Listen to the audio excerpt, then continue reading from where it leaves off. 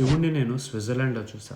ఆ ప్రళయకాల రుద్రుడు రుద్రతాండవం చేస్తున్న ఆ పోస్ని సర్న్లో, అది ఎక్కడ, ప్రపంచంలో బిగ్గెస్ట్ మానవ క్రియేషన్ అయిన యూనివర్స్ యొక్క రహస్యాలు తెలుసుకోవాలనుకున్న సర్న్లో శివుడి స్టాట్యూని పెట్టారు. సర్న్ అంటే world's largest particle physics lab. Switzerland బార్డర్లో ఉంటుంది. ఇక్కడ లార్జ్ హైడ్రాన్ కొలైడర్ రన్ చేస్తున్నారు.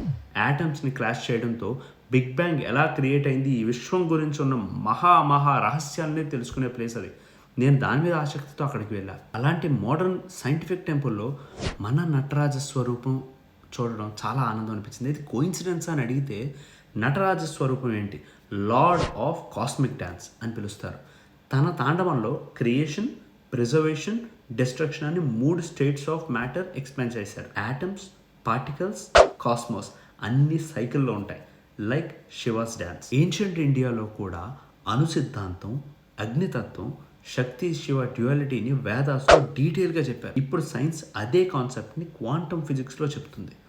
సర్న్ అఫీషియల్గా చెప్పింది, నటరాజ స్టాట్యూని డెకరేటివ్గా పెట్టలేదు, it represents the rhythm of creation and destruction, just like particle collisions అని.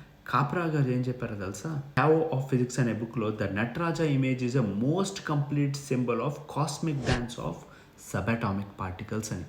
ఇండియాలో మనం శివుణ్ణి భక్తితో చూస్తాం. స్విట్జర్లాండ్లో వాళ్ళు సైంటిఫిక్ సింబాలిజంగా చూడొచ్చు.